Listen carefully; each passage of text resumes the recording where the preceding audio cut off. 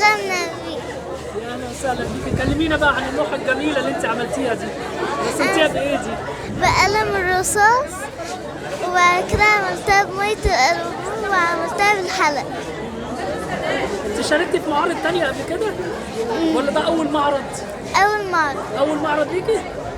ان شاء الله ما يكونش يعني اخر معرض، ونتمنى مشاركتك في كل المعارض يا رب. مين معلمك بقى؟ مين اللي علمك الحاجات الحلوه دي؟ مين اللي علمك؟ مين المدرسه؟ مس حسين. فين هي بقى الاستاذه؟ موجوده معانا؟ موجوده معانا. هنروح للاستاذه كده ونرجع تاني. شكرا جزيلا يا استاذتنا. شكرا جزيلا. عربيكي؟ أنا وسام حسام عبد الرؤوف. أهلا وسهلا. عن مشاركتك النهارده. أنا مشاركة بالثلاث لوح دول.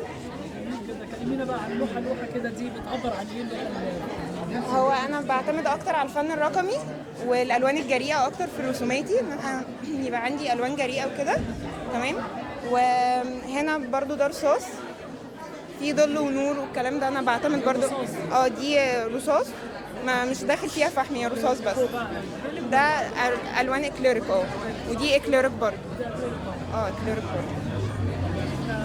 بتميلي في اعمالك للالوان الجريئه اكتر. بس دايما بترسمي الوشوش مثلا؟ انا بميل اكتر للبورتريه، بس بحب الحاجات المختلفه، يعني الحاجه اللي فيها فكره، مش بورتريه صامت كده بس، حاجه اللي فيها فكره. امتى بقى من زمان قوي، من وانا صغيره قوي.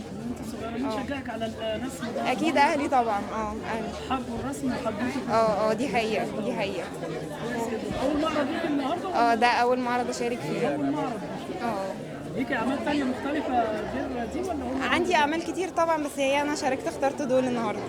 يعني اعمال كتيره ما شاركتيش ليه في معارض قبل كده؟ ما هو دايما بيبقى يعني بنشارك بحاجه محدوده اكتر، علشان ندي فرصه للناس اكتر ان هي تشترك يعني. بس الحمد لله. طموحاتك بقى واحلامك في اللي جاي؟ هو طموحاتي ان انا الناس اكتر تشوف شغلي، وان انا دلوقتي بدي كورسات وكده للاطفال وناس كبيره، فانا شايفه يعني اكتر طريق في الطريق ده يعني اكتر. بس ان شاء الله. اتمنى لك كل التوفيق. ربنا يخليك. ربنا يخليك. شكرا. انا اكتر والله. شكرا.